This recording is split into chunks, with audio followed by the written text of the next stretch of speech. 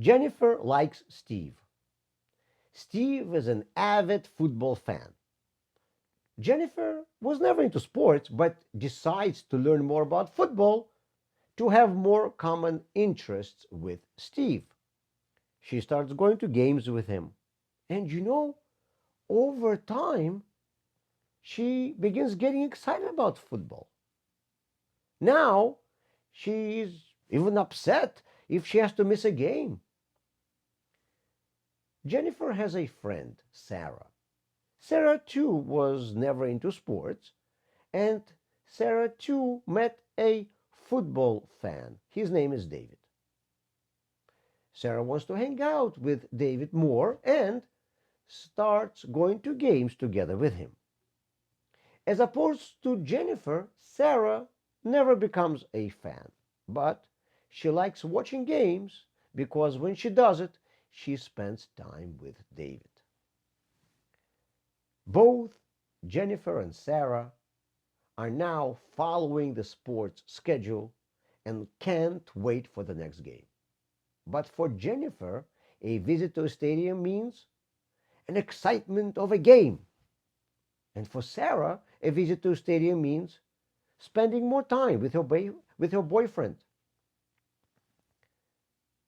The difference between Jennifer and Sarah and how they look at games can be applied to all areas of life. Two people may have the same job and they do it equally well. But one is doing it because he's inspired by the work itself, the process. And another person is not passionate about the process. He's doing it for the result, the salary. He works hard, but not for the sake of work, but for the sake of making a living. The same is true in Judaism.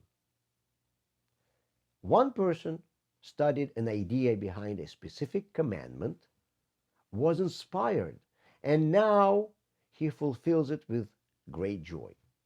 Another person, for some reason, was not moved by what he learned about this mitzvah, but he knows that each commandment strengthens his connection with God, reveals his soul, and emphasizes his Jewishness.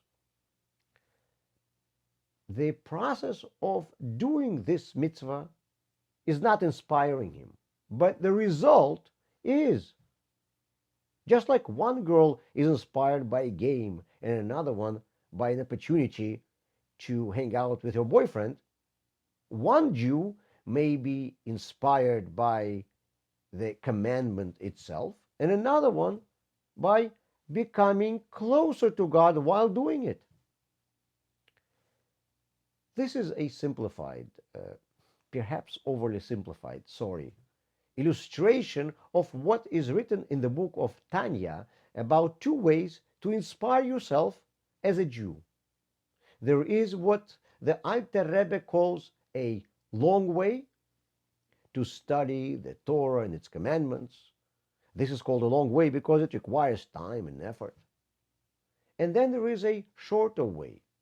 It is to understand that just like when you don't do what your spouse asks, it creates friction in your relationships. If you don't do what God asks, it can become an obstacle between you and Him. And when you do a mitzvah, you strengthen your bond with God. The long way is more effective, obviously, and this is why Alter Rebbe calls it a long, shorter way. And the other way, which is shorter, is called a short, long way. In the last segment, I said that if you lost your inspiration, you should still continue doing what we called empty actions. But forcing yourself to do things without any emotions all your life is hard and maybe even impossible. Therefore, Hasidic teachings tell you how, once you are doing what you should, you can work on your emotions so they will match up with your actions. Sincerity is very important. I often hear from people that therefore we should only do what our inner world prompts us to do. The Torah also values sincerity, but it tells us that we start with doing what is right, and then we should work on our emotions so they will catch up with our actions.